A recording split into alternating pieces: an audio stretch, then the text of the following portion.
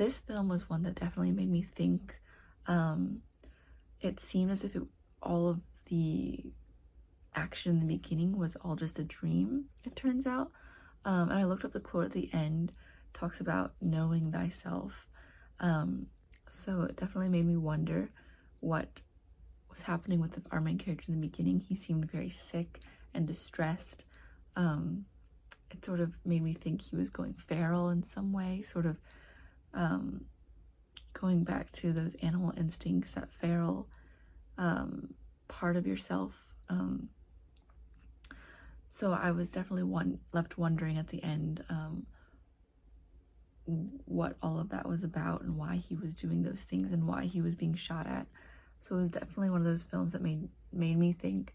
I thought the scenery was really beautiful and the way it was shot. It definitely was very intense in the beginning, and it had me engaged for sure right off the bat. So I did definitely enjoy this film a lot, and I will be thinking about it. So I think the cold opening is very effective. And the short, it immediately takes the audience into sort of being invested into the story, and there is no need for like a slow sort of build up. And I think that the shot composition using the landscape is very well done. It's all beautifully shot and shows the character's isolation. I like how we sort of start off with the character in isolation, but he finds like a companion at the end. Sort of the minimum to I like the minimum to no dialogue. It's very powerful and creative, and a creative choice. Again, it also enhances the narrative, but it also enhances the character's isolation and fear that the character faces. So I think this was very well done, very well shot. This was a really interesting and compelling story. It was so beautiful. The cinematography in this was great, and I think the design of the script and the way it was laid out really used this location to its advantage. And it was also great to see this kind of almost nightmare scenario take place in such a like beautiful location. I think it juxtaposed very well. This is a really fun, compelling character that you brought to the screen, and finding out that it's all just a dream in the end is great because you make him so, like I said, compelling. You want to see him succeed, and to watch all these things go awry, and this journey away from himself the entire time is really interesting to watch, and it makes for a really, really fun story. But overall, just gorgeous shoot, really interesting story, and it came together to be a really, really well done piece. What gorgeous cinematography. It really was a beautiful place to shoot this film. And the fact that this was a very bizarre nightmare, but ends like it might be a little prophetic, was a wonderful nod.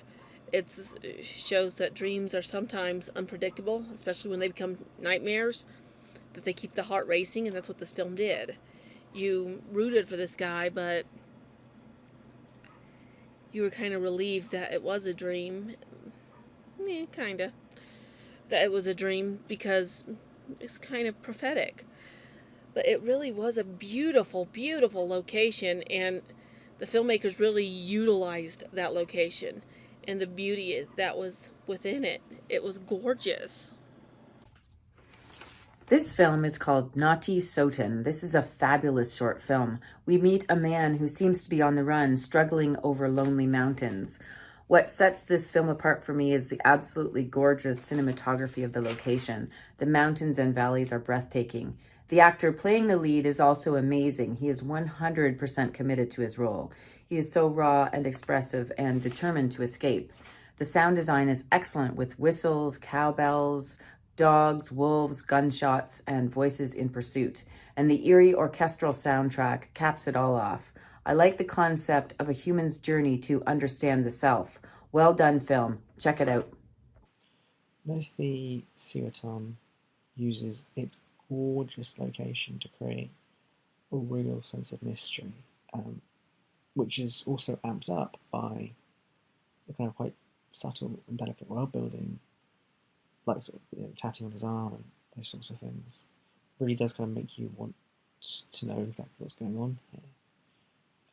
And so you are kind of pulled right on the edge of your seat as you're trying to follow along and figure things out. And there's also a really impressive tactility to the film. You can feel the wind the water to river, you can feel the earth, and when he falls over and the pain of cutting himself, um, we actually feel like we are there in his shoes, which kind of wraps up this enigmatic, really interesting, engaging story in a very visceral sense that just gives it real impact.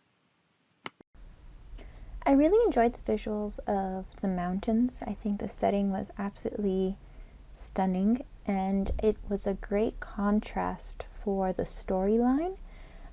It wasn't quite clear what the character's story was, but I think that the way it was teased made for a really interesting approach visually.